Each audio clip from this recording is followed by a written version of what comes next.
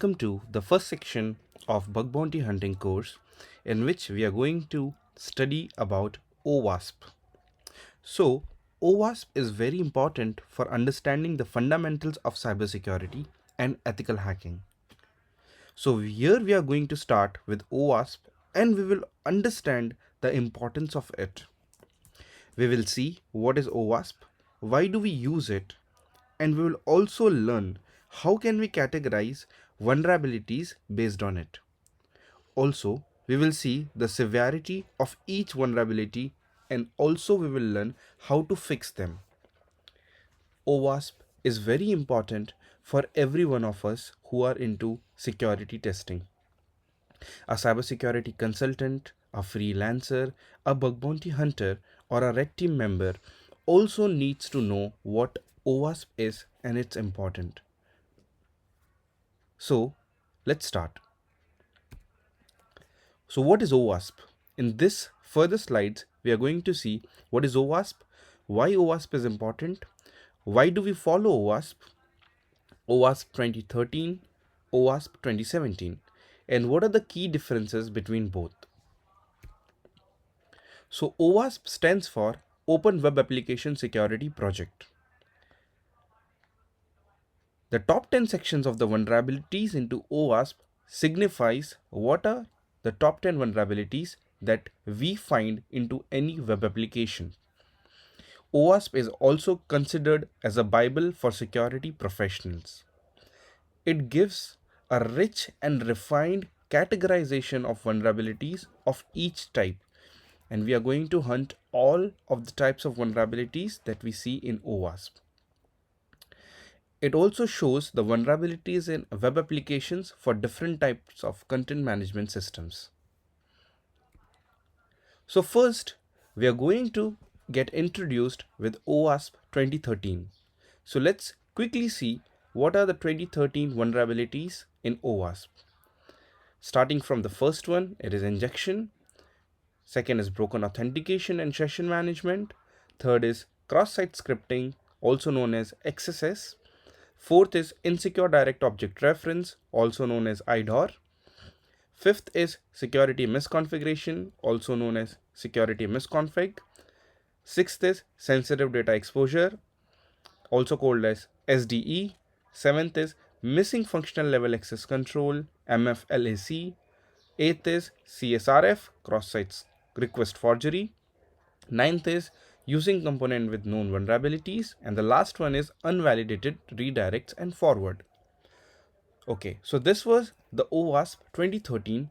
Now let's see what is OWASP 2017 and what has been changed between both. Then we are going to see each category and we are going to understand each category in depth.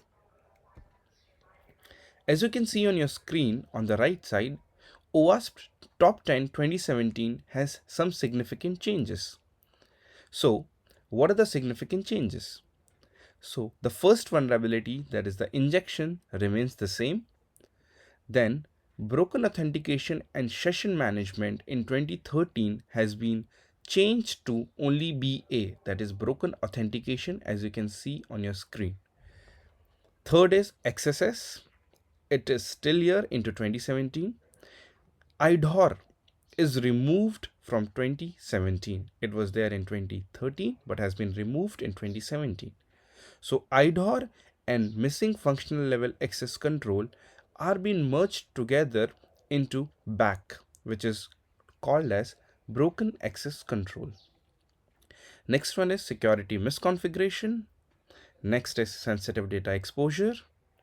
CSRF has been removed from 2017, instead of which insufficient logging and monitoring has been added. Using component with known vulnerabilities is still present in 2017. Unvalidated redirects and forward has been removed from 2017 and the new ones which are added are XXC and insecure deserialization. So let's do a quick recap of 2017. What are the vulnerabilities? The vulnerabilities are as follows: injection, broken authentication, sensitive data exposure, XXC, BAC, broken access control, security misconfiguration, XSS, insecure deserialization, using components with known vulnerabilities and insufficient logging and monitoring. So what are the key differences between 2013 and 2017?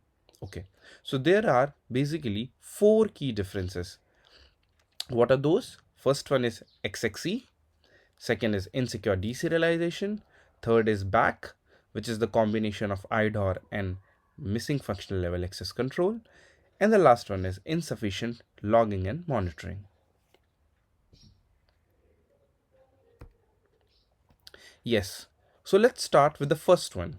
What is injection? As we saw into the OWASP, this is on the A1 category, the first category.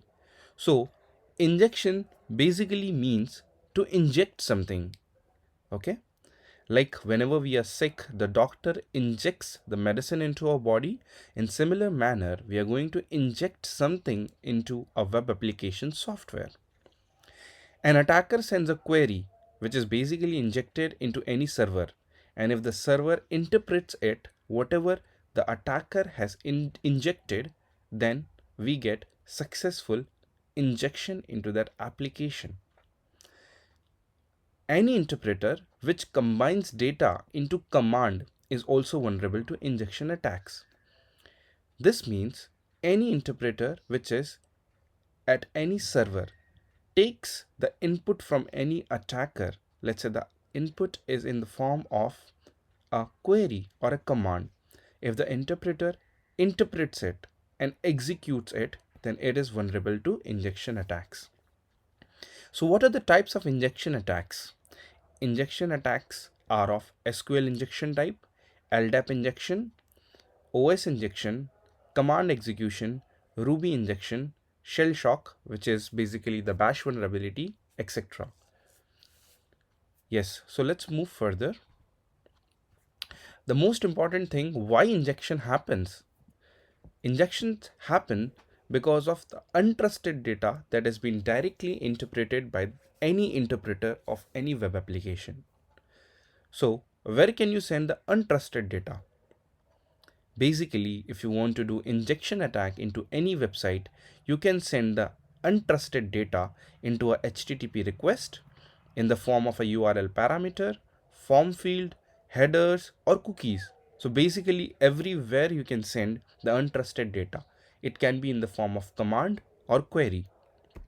Yes, so injection can happen everywhere into a web application software. What can be achieved by injection is the second question. So, if an attacker is able to inject his query or command, he can perform a lot of desirable actions onto the server.